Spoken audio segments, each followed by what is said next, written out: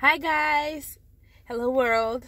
So as you can see, I have some color on my locks now. I'm officially a year into my locks. They're a little shrunken right now because my hair is a little bit dry, but I still love it. Even on my frizziest, like craziest hair day, I still love my hair. I love my locks. And you know, that brings me to this point, is that a lot of people say, well, why did you lock your hair, you know? And I wish that I could say, you know, some profound thing, but the reason why I locked my hair is really because I wanted to, right? I had been a loose natural, which means that I did not have relaxed or chemically treated hair. I just had like regular, you know, like regular coily hair. I was a loose natural for probably like 8 to 10 years. I don't want to do the math because I hate math, but I didn't love being a loose natural. This is part of my story. I'm just going to be honest with you, right? I would see so many girls and they had like so many beautiful afros, so many big puffs, like, and I just loved their hair and things like that. And I knew I didn't want to have relaxer in my hair anymore because I didn't like the way that it felt like when, you know, my scalp was burning, or, you know, just all of the maneuvering that you had to do to have relaxed hair. It just wasn't for me. And I made that decision when I was like in college that I didn't want to have, you know, permed hair anymore. And so then here I started my journey with being a loose coiled person, right? And it was traumatic. I hate to say it that way, because natural hair is beautiful and I love it every day, but I did not love my natural hair. And I had a lot of shrinkage. I had a lot of tangles all the time. Like my hair just wanted to be locked, I'm telling you, because it didn't matter if I had left braids in my hair for like 3 weeks, like my hair would be all locked and it would take hours to like detangle it, and it's like pulling. And luckily I have a lot of hair, like high density hair, because I would like pull out handfuls of my hair from detangling it, right? Which I know a lot of that was dead hair, but if you had saw how many handfuls, so it wasn't one, it was like multiple handfuls. It was overwhelming, right? The other thing is that I really struggled with feeling beautiful when my hair was in its natural state. And I had to like really sit with myself and ask myself why. And, you know, growing up in New Orleans, and when I was young, I had horrible hair. Like, I don't know what was going on with my hair.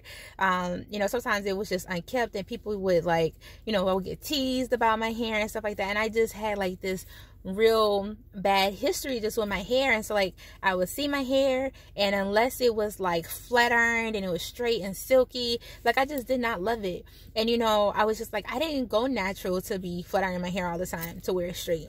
I went natural because I wanted to embrace myself, and I wanted to love a part of me that was me, like a part of me that was that had been hard to love, but it was still all the less me, because how could I love myself if I didn't love my hair, right?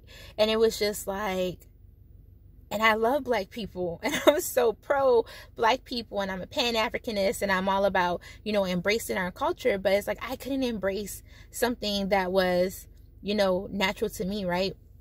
So before I got my locks, I realized that about myself, and I had to really do the self-work and just realize that, hey, if I'm about what I'm about and I say the things that I say, I have to live it, right?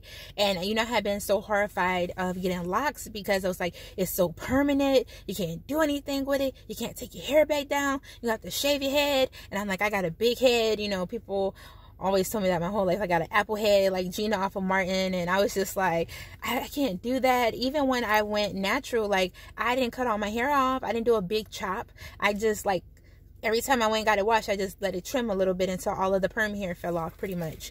So anyway, but I had really made that decision. I talked to myself, and, you know, I realized that there was something wrong with me not loving my hair in its natural state. And I was ready. I was ready for a change. My mind was open. I was ready to embrace who I was and what I looked like. And so I made the decision to lock my hair. And I'm going to tell you, I know a lot of people say locks have an ugly stage. You know, it's frizzy. It's all those types of things. But I did not feel that way, because my perception going into it was, this is another way of me loving myself. And it didn't matter what anybody said. Like I had people in my own family, like my own grandfather was like, what's those little things in your hair? And, you know, things like that, and telling me they don't like it. And, you know, one of my male coworkers, not African American, but he was just like, why'd you do your hair like that? I like your hair better when it was, you know, when it was straight, when it was this and things like that.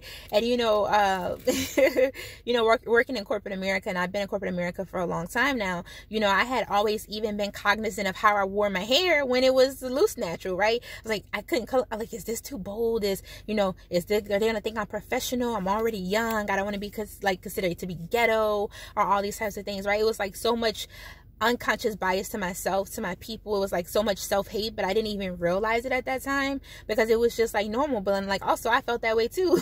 Like, you know, in the past I'd be the same one saying some of the same things that people were saying to me. But like literally from the very first moment that I got my locks, like I just exuded confidence. I was so happy.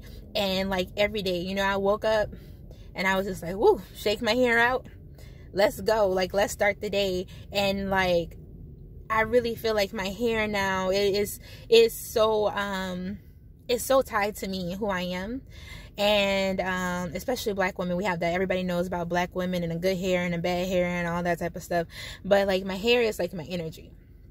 You know, like my energy is vibrant, is strong, and it's like I feel like it's connected. Like I feel it going through my hair. And so you know, I'm black girls, you know, they already say don't touch a black woman's hair, but definitely, you know, I was on a date with this guy or whatever, and he touched my hair. And I was like, you can't touch my hair. And he was like, oh, I thought that was only for white people. I was like, no, that's for everybody. This is my hair. This is my energy. And I don't want your hands, you know, affecting my energy, because I have to protect my energy. Got to protect my hair. And I just want to say, you know, it's been a great experience having locks. I've learned a lot about myself, more so than like maintaining. I'm not gonna lie, like don't look at me and be like hashtag lock goals, because I don't do my own lock maintenance. This is all my natural hair, but I go to a stylist and I let her wash it and, you know, do my parts and all that type of stuff. And I've never retwisted my own hair yet, so it'll be interesting when I ever have to, which hopefully I never have to. That's why I'm so happy I found an amazing loctician. She only uses natural products that she makes, like shea butter and oil and things like that. Unfortunately, she doesn't color hair, so I had to go to a different shop to get my hair colored. But, you know, every step of the way, I just felt amazing, and I felt great about it. Like, I felt great about it. And I feel like, don't put yourself in a box to do something or to be something that you don't want to be, because you feel like that's what people expect you to be, or that's what you have to be accepted.